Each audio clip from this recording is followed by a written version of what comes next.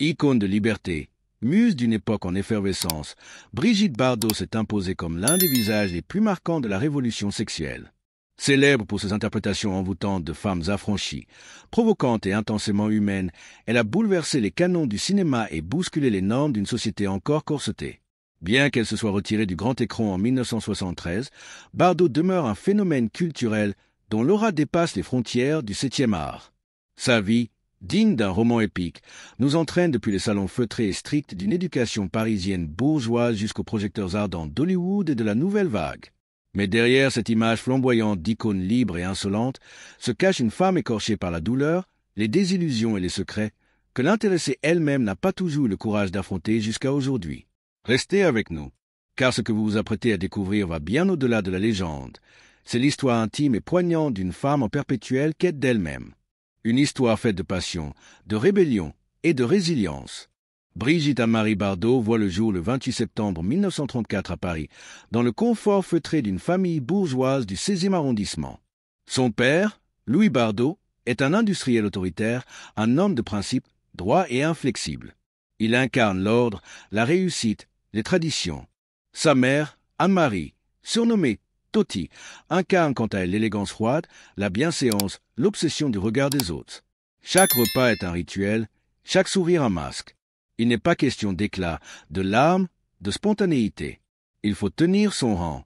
Dans cette maison silencieuse aux rideaux bien tirés, Brigitte grandit entre les exigences, les regards scrutateurs et les non-dits. Elle apprend à se taire, à bien se tenir, à rentrer le ventre, à ne jamais faire de vagues. Dès l'enfance, elle comprend que l'amour, ici, se mérite à coup de perfection. Le moindre écart est sanctionné par le mépris, un soupir, un regard froid.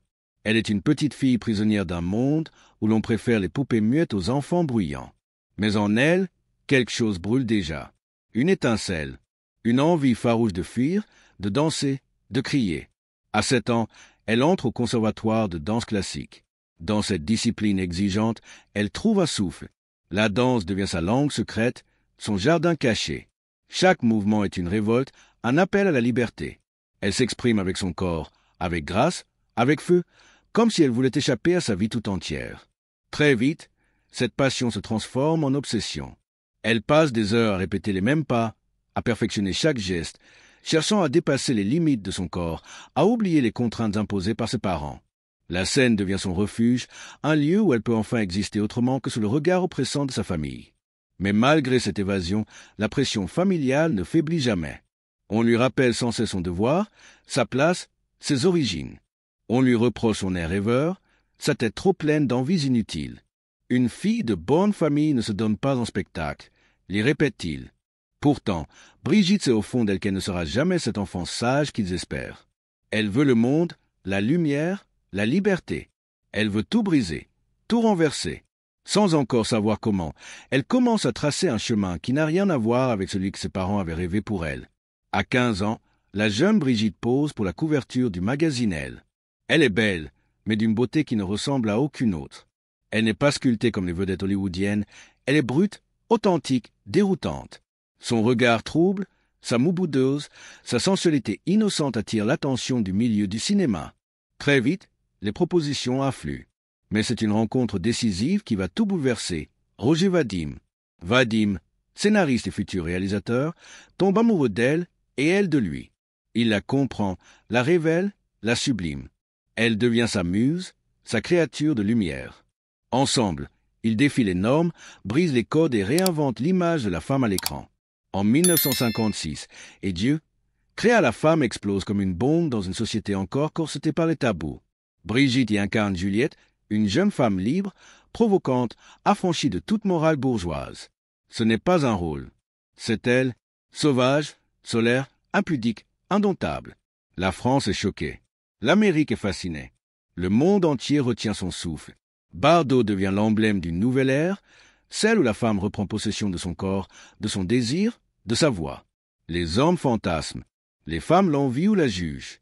Mais tous la regardent, fascinés et divisés. Les photographes la traquent, immortalisant ses moindres gestes, ses sourires en coin, ses silences pesants. Les magazines s'arrachent ses confidences, souvent piégées dans le tourbillon d'un personnage public qu'elle ne contrôle plus. Bardot, Cette icône d'une beauté insolente devient malgré elle un symbole, un étendard d'émancipation, mais aussi une proie facile aux critiques et aux rumeurs. D'un jour à l'autre, elle passe de jeune fille parisienne à mythe planétaire. On la photographie partout, on la poursuit dans la rue, on scrute ses gestes, ses robes, ses amants. Hollywood l'appelle, les plus grands la réclament, les journalistes se battent pour un mot, un cliché. Pourtant, derrière le miroir des projecteurs, Brigitte vacille. Elle devient un objet public, un rêve projeté sur les écrans, mais perd petit à petit le contrôle de son image et de sa vie. Une vie où la lumière aveuglante du succès jette aussi de longues ombres, celle du doute, de la solitude et du combat intérieur. La célébrité l'engloutit comme une marée noire. Où qu'elle aille, les flashs la pourchassent, les micros s'agglutinent, les regards se collent à elle comme une seconde peau. Les rues ne sont plus des lieux de promenade, mais des théâtres d'hystérie. Les balcons d'hôtels deviennent des cages dorées. Elle ne peut plus respirer. Elle ne peut plus être. Chaque pas dans la rue déclenche une tempête. Chaque geste est interprété, décortiqué, jugé. Le monde entier veut un morceau de Bardot. Mais personne ne veut voir la femme derrière l'icône. Elle n'est plus un être humain. Elle est une image, une légende, un fantasme. Je ne suis pas une femme, je suis une silhouette dans un miroir, confiera-t-elle un jour avec une tristesse déchirante. Et cette phrase résume toute sa tragédie. Elle est admirée, désirée, commentée, mais jamais réellement connue. Les relations amoureuses se succèdent comme autant de tempêtes. Passionnées, brûlantes, mais aussi déchirantes, instables, souvent toxiques. Roger Vadim, le Pygmalion qui l'a révélé. Sami Frey, l'amant tourmenté. Serge Gainsbourg, le provocateur tendre. Jacques Charrier, le père de son enfant. Gunther Sachs, le millionnaire excentrique. Elle les aime tous avec la même intensité que celle avec laquelle elle cherche à s'échapper. Elle cherche l'amour comme on cherche un refuge dans un monde en feu. Mais chaque histoire laisse des cicatrices plus profondes que la précédente. Elle veut être aimée, pour elle, pas pour ce qu'elle représente. Mais peut-on aimer une icône sans s'y brûler? La naissance de son fils, Nicolas, en 1960, aurait pu être un havre, un ancrage, mais au lieu d'apaiser ses blessures, la maternité les ravive. Bardot refuse de jouer le rôle de la mère modèle. Ce rôle-là aussi lui semble étranger, étouffant. Une fracture s'installe. Intime, irréconciliable. Elle s'en éloigne. Le public, la presse, la société tout entière la juge. Mais comment être mère quand on a été utilisé toute sa vie comme un corps, une image, un mythe? Comment donner de l'amour quand on n'a reçu que du désir? Alors, un jour, elle dit stop. En 1973, à seulement 39 ans, Brigitte Bardot claque la porte d'un monde qu'elle n'a jamais vraiment choisi. Elle abandonne le cinéma, les interviews, les soirées mondaines où elle était attendue comme une reine déchue. Ce n'est pas un simple retrait, ni une pause passagère dans une carrière flamboyante. C'est une rupture nette, une démission radicale d'un rôle qu'elle ne supporte plus. Elle fuit l'image qu'on lui impose, les faux-semblants, la superficialité, la pression constante de devoir être un fantasme vivant pour des millions d'yeux. Elle se retire loin du tumulte, loin des projecteurs, loin du mensonge. Elle n'annonce pas une pause. Elle prend une décision. Définitive, radicalement sincère.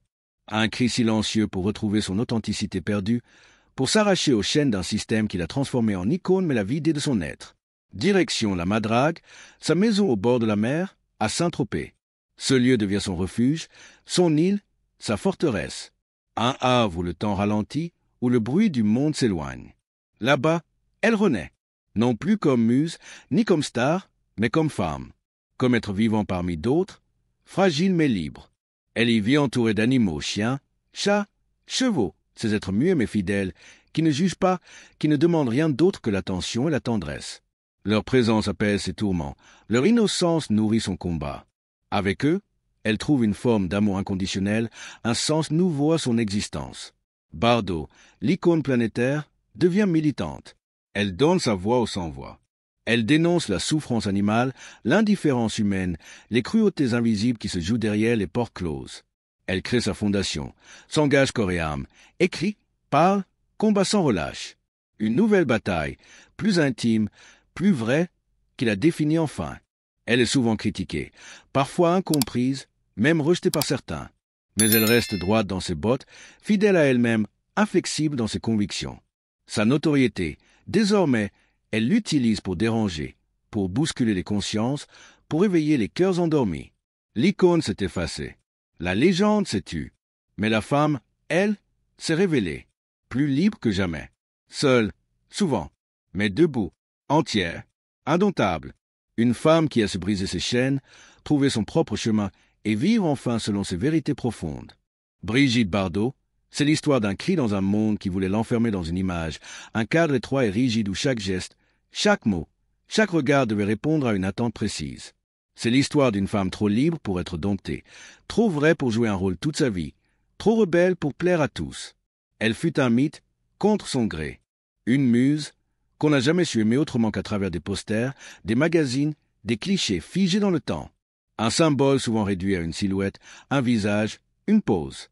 Mais derrière le vernis brillant, derrière le fantasme collectif, vivait une femme écorchée, fragile parfois, mais toujours en quête de vérité, toujours en lutte pour sa propre paix intérieure. Brigitte Bardot n'a pas disparu sous les projecteurs qui se sont éteints. Elle ne s'est pas effacée derrière les légendes. Elle s'est retrouvée. Elle a brisé les chaînes du paraître pour redevenir simplement elle-même. Une femme qui, au-delà du mythe, a choisi la liberté, la sincérité et la dignité. Si cette histoire vous touche, si vous voulez comprendre ce que signifie vraiment la liberté, alors abonnez-vous, partagez cette vidéo et continuez ce voyage avec moi au cœur des vies qui ont marqué notre histoire. Ensemble, redonnons voix à celles et ceux que l'on a voulu faire taire.